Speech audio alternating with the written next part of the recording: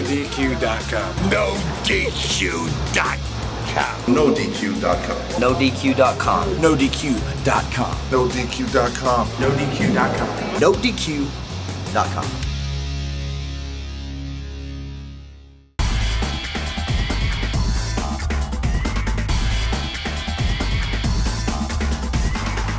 Hey everyone, how's it going? Welcome to NoDQ video here on the YouTube channel.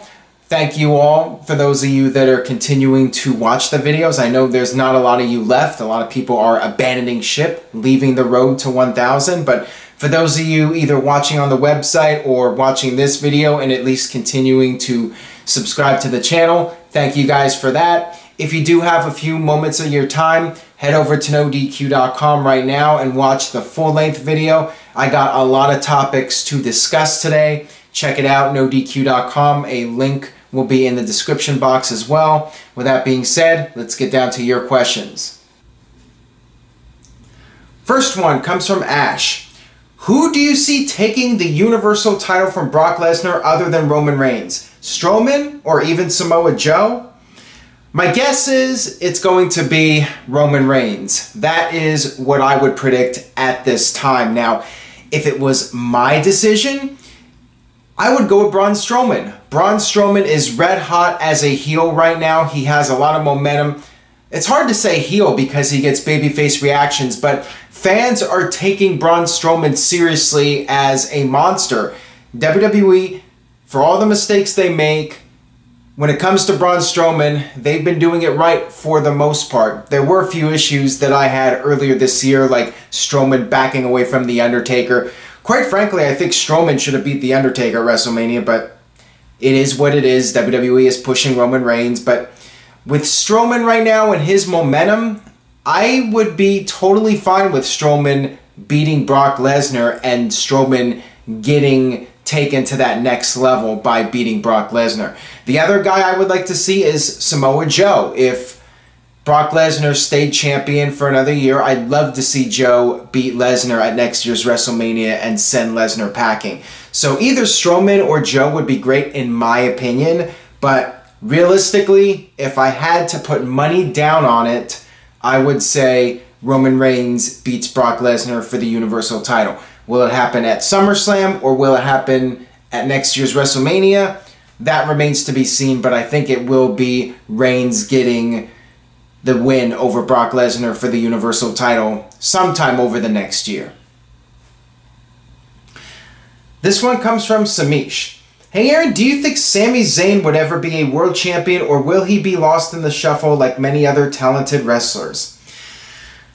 I would be surprised if Sami Zayn ever becomes WWE champion. Now, with that being said, I never expected El Generico, the guy in PWG, to even make it in WWE. The fact that he's done that is something that I think is really impressive and really goes to show that anything can happen in wrestling. You never know. A guy who might not be considered a Vince McMahon superstar could overcome the odds and become a major superstar.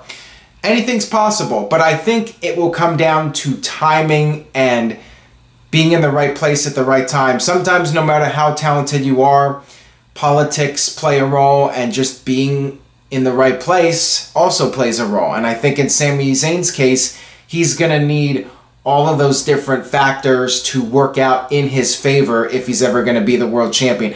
I do not see Vince looking at Sami Zayn and saying, hey, this guy's world championship material, let's make him champion and build the company around him. I don't feel Vince is ever going to look at Sami Zayn like that. So Zayn is going to need some help. Will he get that help? That remains to be seen. That's a big question mark, and nobody really knows. All right, this one comes from Beast Slayer, and I had to once again censor his username since he has the F word in it, and we all know how YouTube is these days. Do you think Titus O'Neil will be in trouble for breaking kayfabe by posting Reigns and Strowman pictures? I doubt it. I do not think WWE will punish Titus. I mean, let's face it, a lot of people go on social media and break character. It's very commonplace these days. Kayfabe is more or less dead. Now, with that being said, I still think guys in WWE should avoid breaking kayfabe as much as possible. Guys and gals, I think that everybody that works in WWE should be careful about what they post on social media, and I think there should be two types of social media profiles. One for the official account of the superstar, and those tweets I think should remain in character. If you want to have a separate account where you have your personal life and you talk about things that are not related to your character, then I think it's okay to go on social media and post pictures of your vacations. And certainly, I do not think that Strowman and Roman Reigns should have to be kept separate. If these guys want to hang out, then let them. You know, they're on their own time. They're getting some vacation time, the very little vacation time that they get. Let them enjoy it, and let them do what they want to do. Let them hang out with who they want to. But yeah, I think it's not that difficult. It's not really that hard to avoid posting certain things on social media and, you know, prevent kayfabe from being broken. You know, there's really no need to post a photo of Roman Reigns and Braun Strowman hanging out together. There's no need. There's no purpose in it. And yeah, fans can avoid social media if they want, but really, it's not necessary. You know, make some effort to keep the kayfabe going. You know, even though it's not really necessary, I still like when wrestlers try to keep their wrestling personas and their real lives as separate as possible and keep their private lives private as much as possible. This one comes from Ari.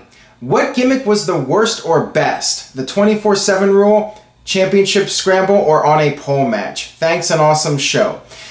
If you're asking me to pick between these three, I would say the best is the 24/7 rule. I thought that was very unique with the hardcore title, and it made those matches entertaining to watch. Championship Scramble, wasn't a huge fan of it, but it was at least something different. And the pole matches, those were really bad. But I'm going to say this, the worst gimmick match, in my opinion, is